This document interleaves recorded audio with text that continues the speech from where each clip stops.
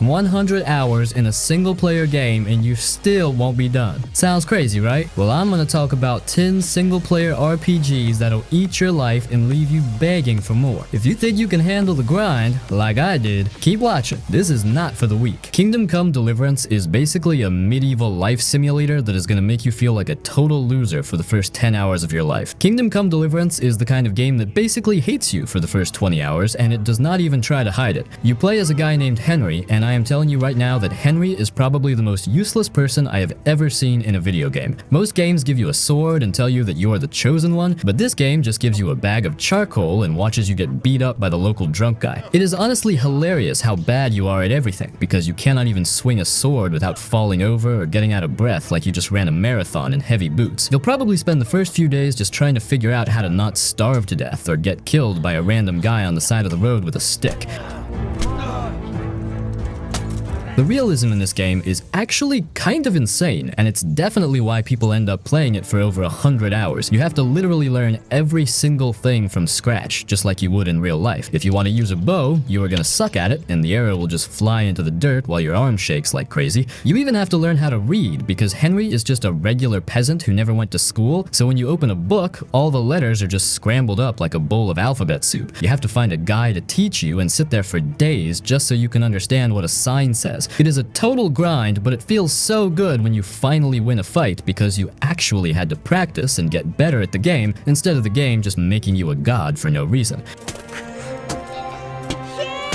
I also think it is funny that the game cares so much about how you look and smell. If you walk into a castle covered in mud and pig poop, the lords will literally tell you to go away because you smell like trash. You have to actually find a bathhouse and pay money to get clean just so people will treat you like a human being. The combat is super slow, and it feels like you are actually trying to move a heavy piece of metal around, and if you fight more than one person, you might as well just give up and load your last save. It is a long journey, and most of it is just you walking through the woods and trying to not get jumped by bandits, but the story is so good that you just keep going anyway. You start off as a guy who can't even hold a hammer right, and by the end, you're wearing full plate armor and looking like a total beast, which is the only reason I stayed hooked for so long. It is a massive time sink, and it will definitely make you frustrated, but there is nothing else like it out there.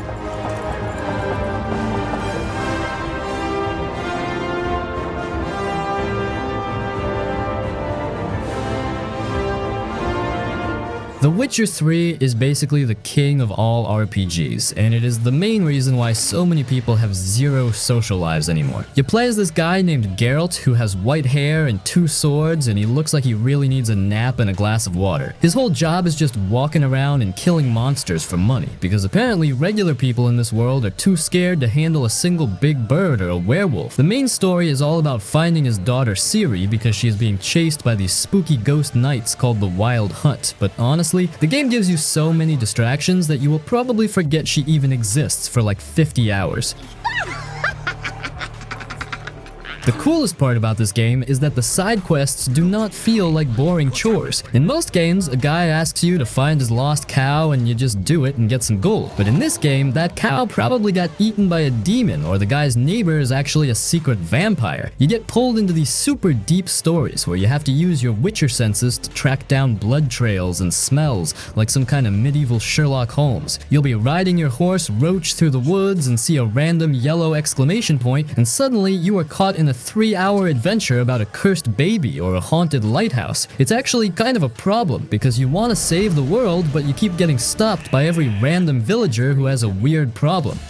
Ah, the Witcher.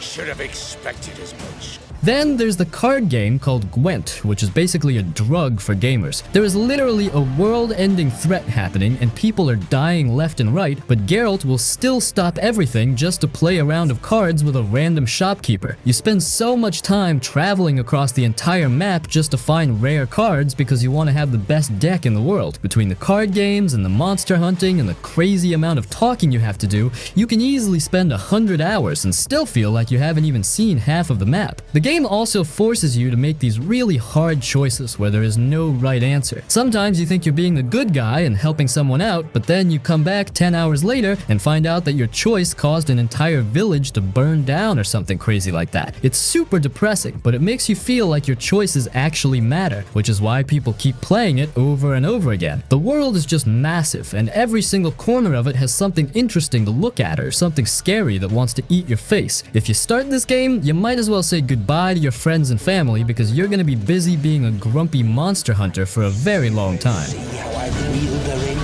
Now don't fuck this up.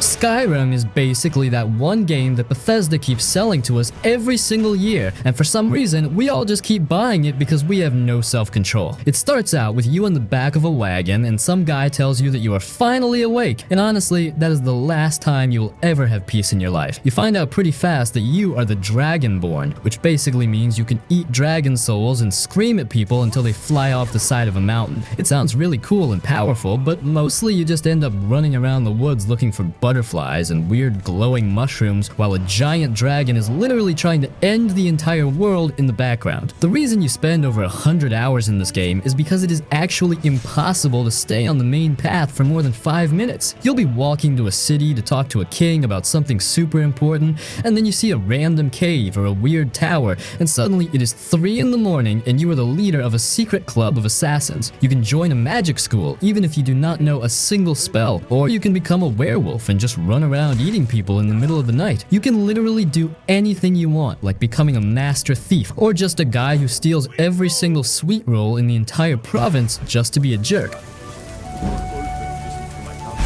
Everyone always says they are going to play as a brave warrior with a shield or a powerful mage, but we all know that you are just going to end up as a stealth archer again. It's like a law of nature where you just crouch in a dark corner and shoot people in the head while they walk around saying it was probably just the wind, even though their friend is lying dead right next to them. The AI is actually kinda stupid, and the game is famous for being super buggy, but that is what makes it so funny. You will definitely see a horse walking vertically up a mountain or a giant hitting you so hard that you fly into the actual moon, and you just have to laugh because it's part of the experience. There are so many mods for this game that you can turn the dragons into giant flying trains or make the graphics look like a real movie if your computer doesn't explode first. You can play this game for 10 years and still find a random chest hidden under a bridge or a secret quest in a tavern that you never saw before. It is the ultimate game for wasting 100 hours of your life because there is always one more mountain to climb or one more dungeon to clear out. It's a total mess sometimes, but it has so much charm that you just keep coming back for more, even though you have already saved the world like 50 times.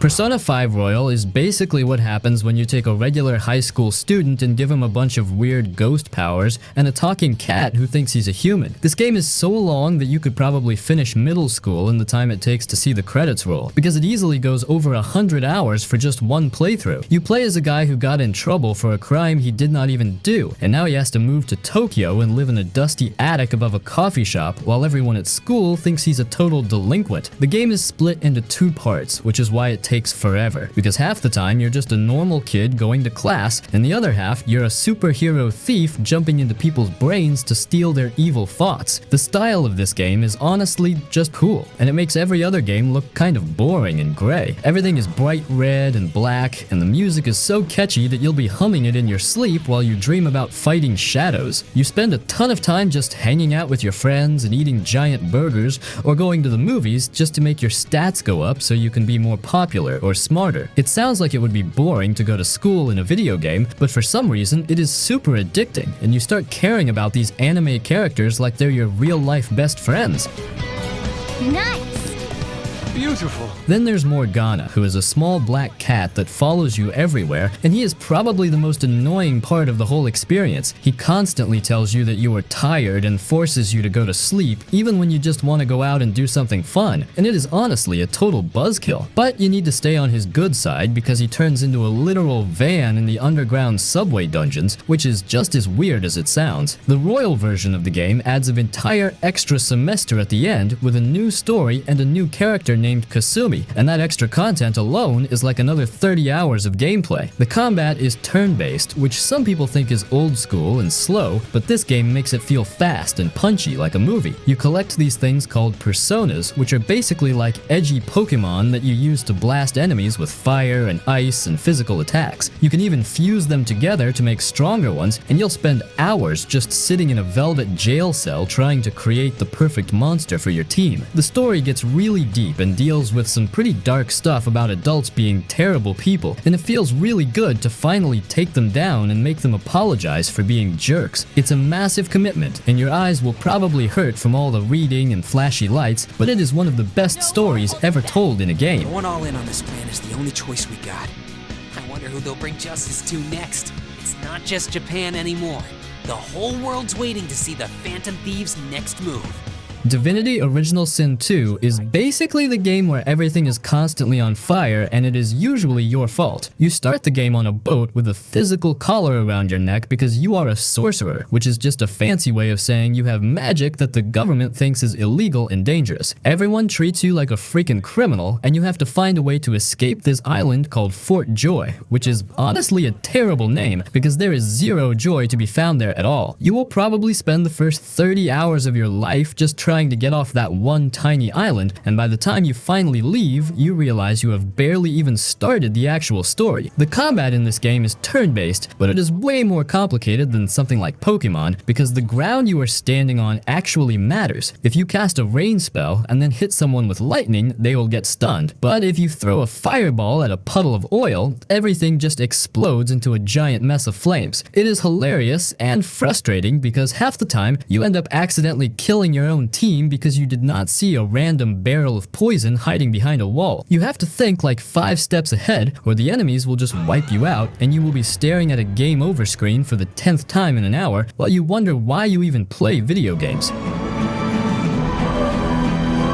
One of the coolest things is that you can pick these special characters with their own crazy backstories, and they are all kind of messed up in the head. You can play as a skeleton named Fane, who has to wear a human face as a mask just so people do not scream and run away from him, or you can be a girl with a literal demon living inside her brain that talks to her during quests. The dialogue is actually super funny, and you can even get a skill to talk to animals, which is probably the best part of the whole game. Dogs and rats actually have some of the most dramatic stories to tell you, and sometimes they give you better advice than the actual human characters do. You'll easily spend over 100 hours just reading books and talking to random ghosts because the world is so packed with weird stuff that you do not want to miss a single secret. It's definitely a hard game, and it does not hold your hand at all, but that's why it feels so good when you finally become a god and show everyone why they should not have messed with you in the first place. You can even play the whole thing with your friends and spend the entire time arguing over who gets the best armor or who accidentally blew up the healer with a stray fire spell. It's a massive time sink, but it's worth every second because of how much freedom you have to be a hero or just a total jerk to everyone you meet. Can be divided.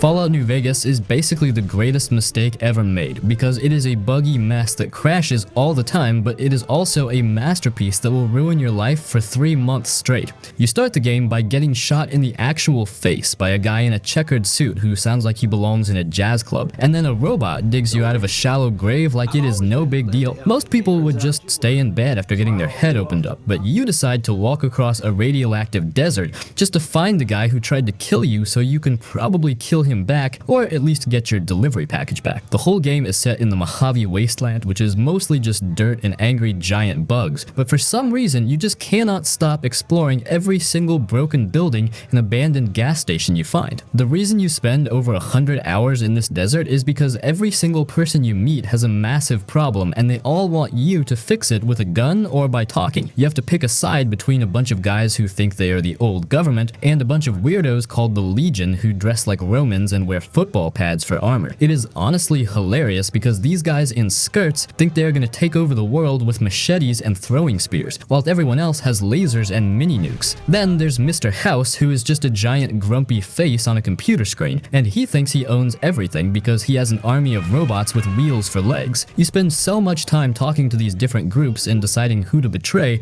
that you end up playing the game 5 times just to see what happens if you blow up a dam or let a bunch of ghouls fly into space in a rickety rocket ship. There is so much weird stuff hidden in this game that you will be finding new things even after you've been playing for 100 hours. You can stumble into a town that is literally full of cannibals who dress like they are going to a fancy prom. The game even lets you kill basically anyone you want, so if you get annoyed by a guy talking too much, you can just end his career right there and the game will just keep going and change the story to fit your choices. It is famous for being broken, and you will definitely see a lizard flying through the sky for no reason, but the writing is so good that you just do not care. It's the kind of game where you go in for a quick quest and come out 10 hours later wondering why the sun is coming up and why you are still wearing a cowboy hat and carrying a big iron on your hip.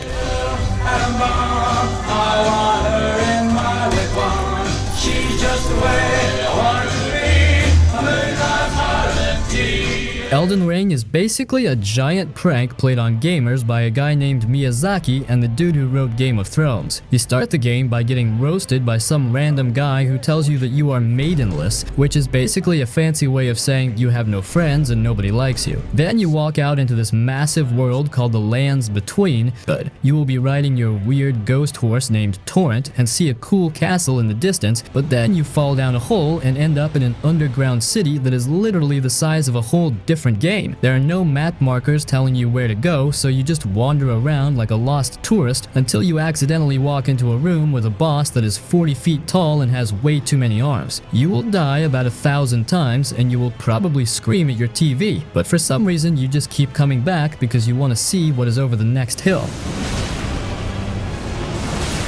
And, well, why you will lose your entire life to this game? Well, first, the bosses are bullies. You will spend 3 hours trying to beat one boss named Melania, and she will just heal herself every time she hits you, which is the most unfair thing I have ever seen in a video game. Second, the story is a mystery. You have to literally read the description of a random piece of poop or a broken sword just to figure out why the world is falling apart because the game refuses to just tell you what is happening. Next, I wanted to say that yeah, fashion is everything too. You will spend way too much time making your character look cool even if it means you have 0 armor and get killed by a single poke from a skeleton. Also, the one more try trap. You tell yourself you are going to bed, but then you find a new cave and suddenly the sun is coming up and you've got boring work to do. It is honestly kind of a toxic relationship because the game treats you like trash and you just keep saying thank you and asking for more. You can play as a big guy with a hammer or a wizard who shoots blue lasers out of his head, but either way, you are gonna get wrecked at least once a minute. The only reason it takes 100 hours is because you spent half that time looking at a screen that says you died in giant red letters. But when you finally beat a boss that has been bullying you for 3 days, it feels better than winning the lottery, and that is why everyone is obsessed with it. It's a masterpiece of pain, and if you start playing it, you can pretty much forget about seeing the sun for a month.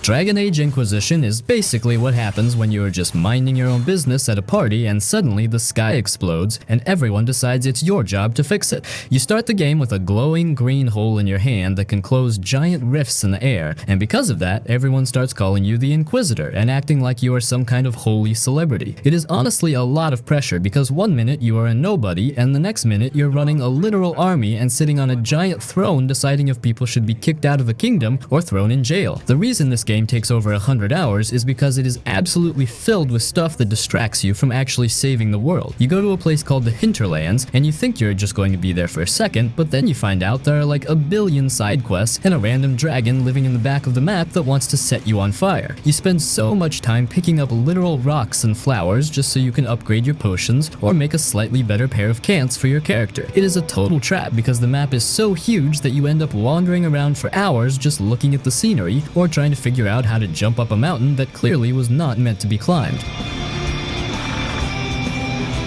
The best part of the game is definitely the people you hang out with, because your team is full of total weirdos who cannot stop arguing with each other. You have a grumpy elf who hates magic even though she is an elf, and a guy named Iron Bull who is a giant gray mercenary who just wants to fight dragons and eat food. You spend half the game just talking to them back at your base because you want them to like you, and if you play your cards right, you can even start a romance with them. It adds so much time to the game because you feel bad if you do not check in on your friends after every single mission to see how they are doing. Then there are the dragons, which are the coolest and most annoying part of the whole experience. There are 10 high dragons hidden around the world, and fighting them is a massive ordeal that takes forever. You have to prep your whole team and bring all the right potions, and then you spend 20 minutes just hacking at a giant lizard's ankles while it screams and flies around. It's super satisfying when you finally win, but then you realize there are 9 more of them and you just have to do it all over again. By the time you actually get to the end of the story, you've spent so much time managing your castle and sending spies on missions that you've basically forgotten what the sun looks like. It's a huge epic adventure that makes you feel like a real leader, but it definitely demands that you give up your entire social life to get the job done.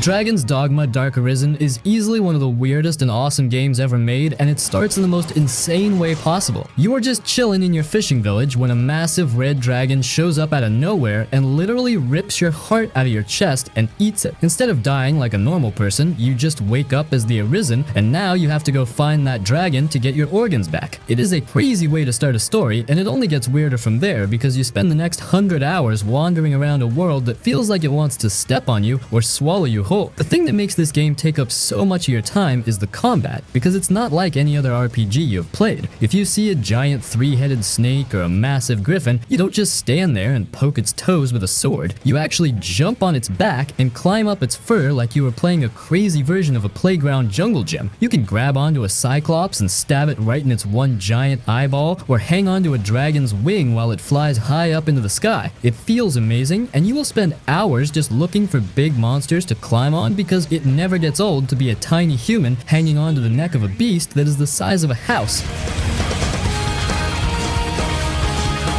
Then there's the pawn system, which is honestly kind of creepy, but also super cool. You get to create your own sidekick who follows you everywhere and never stops talking even when you really want them to be quiet. These pawns are basically weird clones from another dimension, and they learn stuff as you play. If your friend plays the game, their pawn might show up in your world and tell you where a secret treasure chest is because they already found it with their other master. You end up spending way too much time in the character creator just making your pawn look exactly like a famous person or your favorite anime character, just so they can follow you around and tell you that wolves hunt in packs for the millionth time. The Dark Arisen part of the game adds this massive dungeon called Bitter Black Isle, which is basically a death trap for players who think they're tough. It's dark and scary and full of things that can kill your whole team in one hit. You will spend dozens of hours just descending into the basement of this place and getting lost in the shadows while a giant version of death chases you around with a scythe. It is a total grind, but the loot you get is so good that you just can't stop yourself from going back in for more. It's a game that doesn't really tell you where to go or what to do, but the world is so fun to play in that you'll look at the clock and realize you just spent 6 hours fighting a single Hydra, and you're not even mad about it.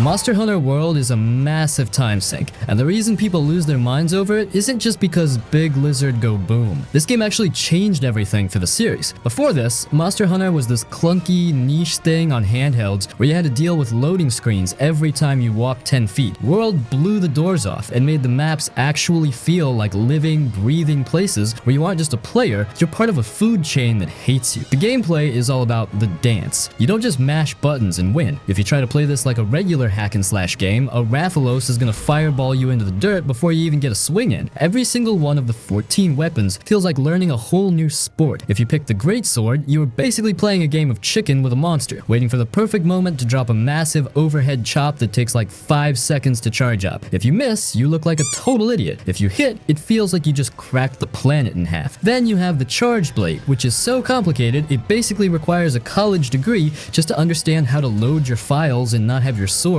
bounce off the monster's skin. the real grind mechanics. The reason your clock hits 300 hours is the desire sensor. It is this unwritten rule where the game knows exactly what item you need to finish your armor set, and it refuses to give it to you. You will kill the same electric squirrel monster 20 times looking for one specific gem, and the game will just give you scales and bones instead. It makes you feel like you are losing your mind. But then you finally get that drop, and the dopamine hit is so strong, you immediately go look for the next thing to hunt. You spend hours in the workshop just staring at numbers and elemental resistances, because if you go into a fight against a fire monster wearing ice armor, you are going to get toasted in one hit. The why the world is actually different. The ecology is the part that usually hooks people who don't even like boss rushes. You can literally just sit in a bush and watch a great Jagras eat a whole herbivore and then go back to its nest to feed its babies. It is kind of gross, but also super detailed. The monsters have personalities. Some will ignore you until you poke them, and others, like Basil Goose, will hear you fighting something else and fly across the entire map just to drop exploding scales on your head like a B-52 bomber. That guy is the ultimate party pooper, and he has ruined more missions than I can count.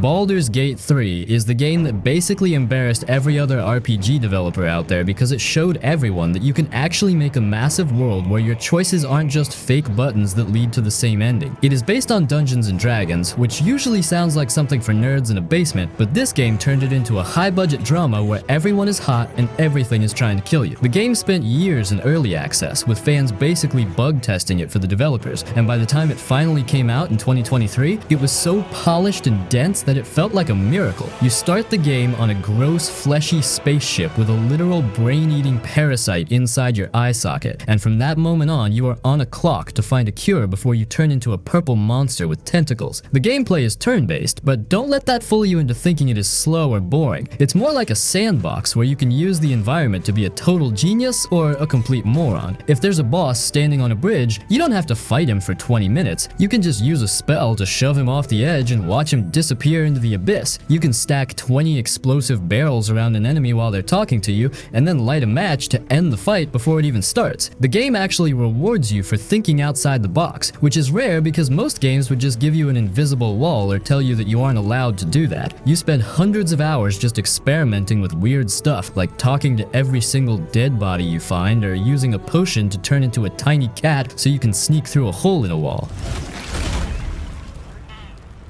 The reason people get obsessed and play this for 200 hours is the characters. Your party is full of people who are all deeply broken and kinda jerks at first. You have a vampire spawn who is obsessed with power, a wizard with a literal nuke in his chest, and a green alien lady who thinks she is better than everyone. You spend so much time at your camp just talking to them and trying to keep them from killing each other. The voice acting and the facial animations are so good that it feels like you're watching a movie where you get to decide who lives and who dies. You can be a total saint who saves every tiefling in sight, or you can be a complete villain who betrays everyone who trusted you. The game doesn't judge you, it just lets the world react to your nonsense. The sheer amount of detail is what makes it a 100-hour commitment. There are quests in Act 1 that don't pay off until Act 3, which might be 80 hours later. If you kill a random guy in a basement at the start of the game, you might find out later that he was the only person who could have helped you solve a murder mystery in the city. It makes every click feel heavy, because you know the game is actually paying attention to what you do. You will find yourself reloading saves constantly just to see, what if I said this instead? And before you know it, it's 4 in the morning and you're still arguing with a devil about a contract for your soul. It's a massive, complicated, beautiful mess of a game that actually respects the player's intelligence.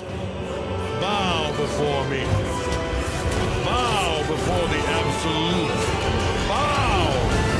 Xenoblade Chronicles is a game that is so big it feels like it shouldn't even be running on a Nintendo console. The whole world is freaking built on the bodies of 2 massive frozen gods who killed each other in the middle of a blank ocean millions of years ago. You play as a kid named Shulk who lives on the foot of one of these gods, and his whole village gets wrecked by these evil killer robots called Mechon. Most games would just give you a regular sword, but Shulk finds this glowing red laser blade called the Monado that lets him see the future. This isn't just a story thing either. The actual gameplay lets you see an enemy's attack before it happens so you can try to stop it, which is pretty much the only reason you don't die every 5 minutes. The reason this game takes over 100 hours to finish is that the scale of the world is just stupidly huge. When you are walking across the leg of a god, you can look up and see the other god's arm hanging over you in the sky. And it isn't just a background picture. You can actually walk all the way there. It is a massive trek, and the game is packed with hundreds of side quests from random villagers who want you to kill 5 monsters or find a lost earring. Honestly, most of the side quests are kind of a chore, but you end up doing them anyway because the world is so pretty to look at. You'll be wandering through a glowing swamp at night or a forest with floating islands, and you just get lost in the vibes for hours without even touching the main story.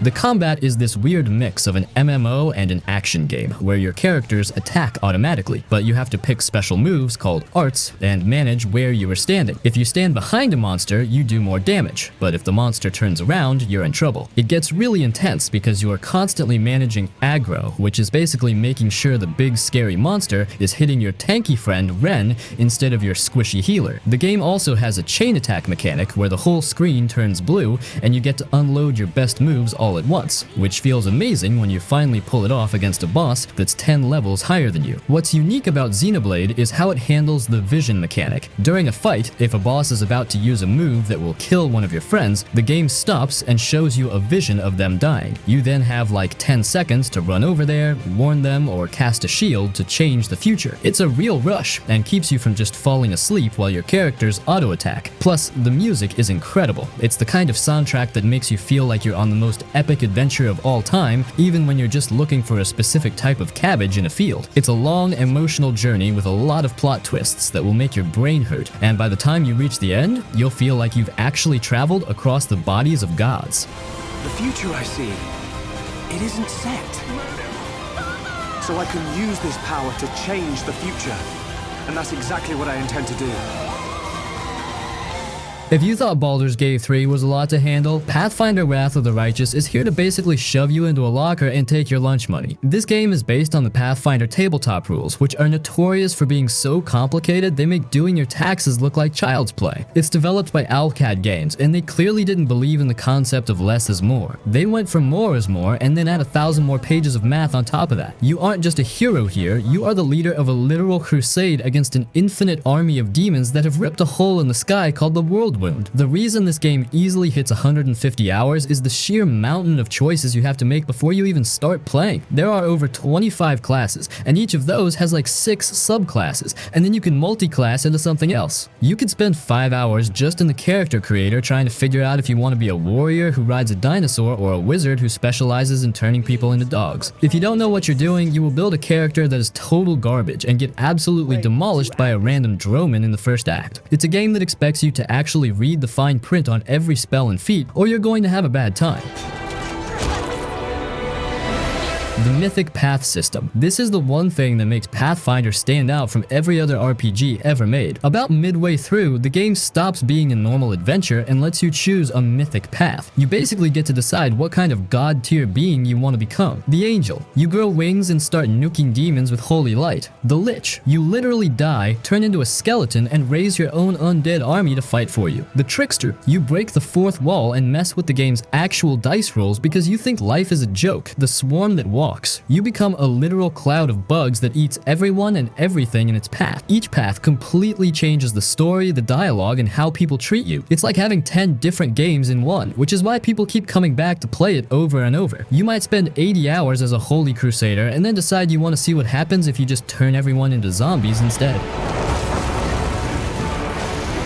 On top of the regular RPG stuff, the game forces you to play a mini strategy game where you manage armies on a big map. You have to recruit soldiers, build hospitals, and move your little army icons around to fight demon hordes. Some people hate this part because it's a lot of micromanagement, but it really sells the idea that you are the boss of a giant war. You aren't just some guy in a tavern, you're sitting in a war room deciding which generals to hire and whether or not to trust a suspicious succubus who says she wants to be a good person. It's a massive, exhausting, and incredibly rewarding grind. The game is famous for having some of the most unfair difficulty spikes in history, where a boss will suddenly have such high armor that you literally cannot hit them unless you buff your team for 10 minutes straight. But when your build finally clicks and you start deleting demon lords in a single turn, you feel like an actual genius. It's a game for people who want to live in a world, not just visit it, and it will suck the soul out of you in the best way possible.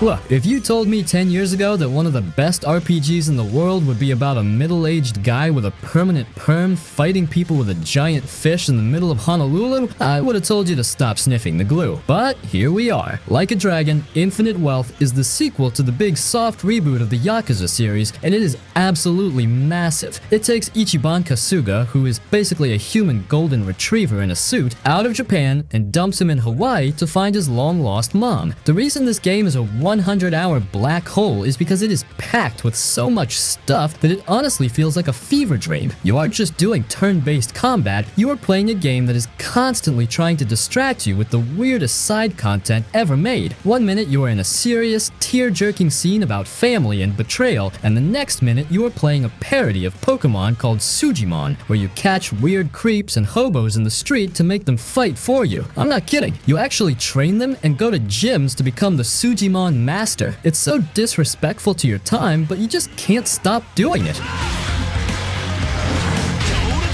And now, the gameplay flip. The series used to be a brawler where you just mashed buttons to punch guys, but now it's a full-blown turn-based RPG because the main character, Ichiban, is obsessed with Dragon Quest. He imagines the fights as RPG battles in his head, which is why a random thug suddenly turns into a giant trash monster or a guy breathing fire. In Infinite Wealth, they actually fixed the movement so you can walk around during your turn to pick up a bicycle or a traffic cone and smash it over someone's head for extra damage. It feels way more active than your typical stand there and wait combat, and the animations are so over the top that you won't get bored even after 5,000 fights.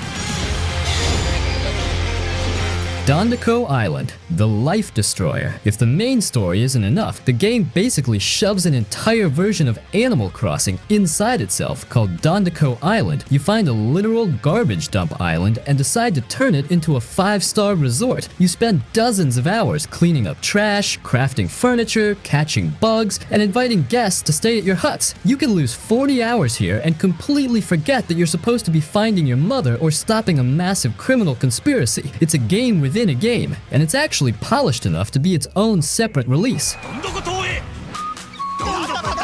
Why it's unique. What's actually special about this game is that it's an RPG about adults. You aren't playing as a bunch of teenagers saving the world from a dark lord. You're playing as guys in their 40s and 50s who are worried about their jobs, their health, and their past mistakes. Seeing Kiryu, the legendary protagonist of the old games, deal with his own mortality while Ichiban tries to keep everyone's spirits up is surprisingly emotional. It's got that classic Yakuza mix of being incredibly stupid and funny one second, and then making you want to cry the next. Between the Segway riding, the crazy karaoke songs, and the massive dungeons, you will look at the clock and realize you've been in Hawaii for a week and you still haven't finished the 3rd chapter. It's a trip, and probably the most human RPG on this entire list.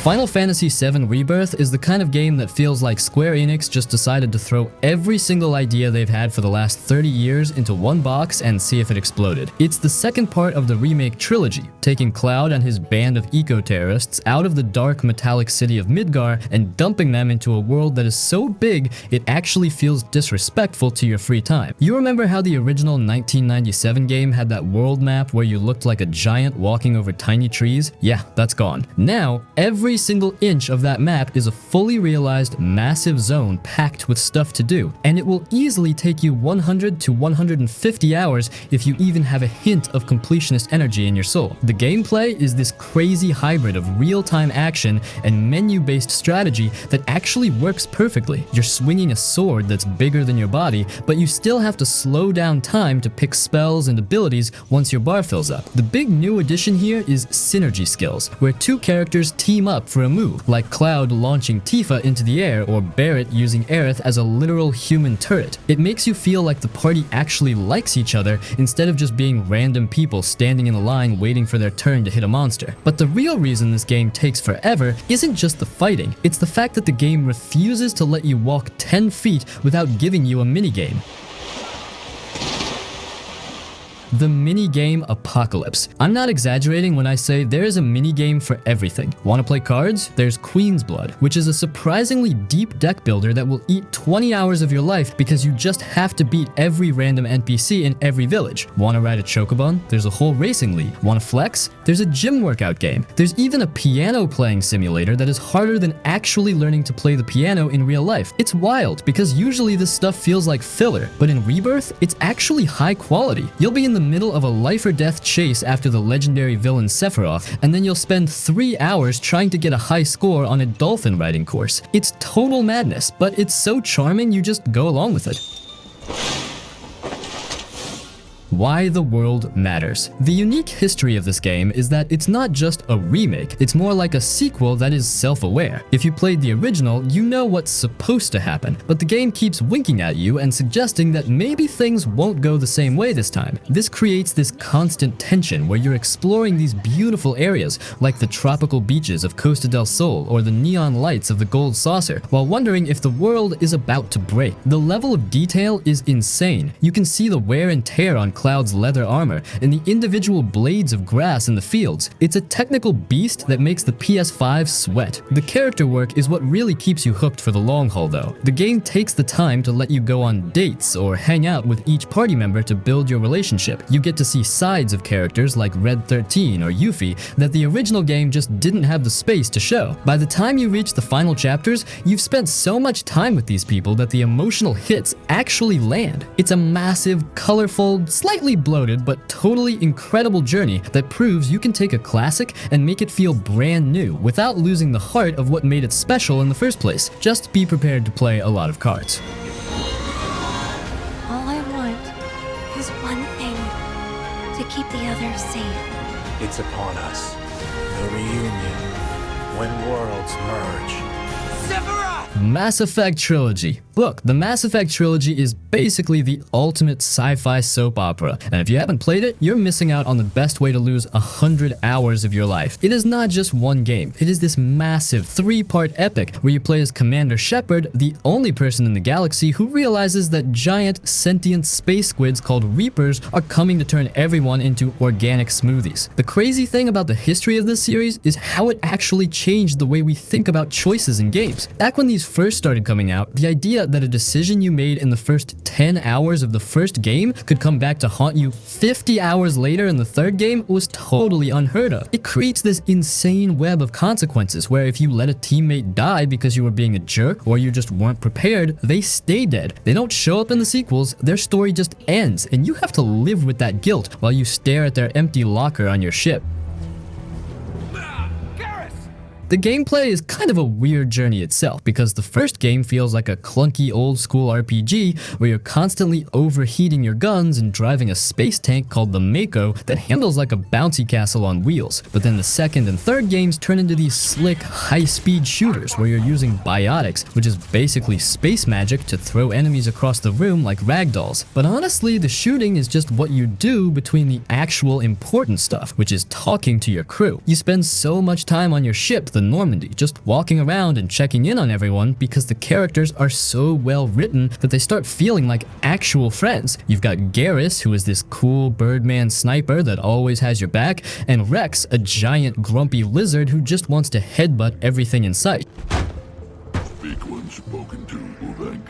What really makes this a 100-hour marathon is the loyalty system. In the second game, you have to go on these deep, personal missions for every single person on your team to help them deal with their family drama or their past mistakes. If you don't do them, or if you mess them up, they won't trust you, and when you get to the final suicide mission, they will straight up die. It is the most stressful thing ever because you're sitting there sweating, hoping you made the right call so your favorite alien bestie doesn't get blasted by a laser. You can play as a total saint or a complete renegade who punches reporters and hangs up on the Galactic Council because they're being annoying, but either way, the game tracks every single thing you do. By the time you get to the end of the third game, you feel the weight of every person you've saved and every person you've failed, and that is why people are still obsessed with this trilogy today. It is a massive, emotional, and sometimes messy space epic that makes you feel like the biggest hero in the universe while also reminding you that you can't save everyone.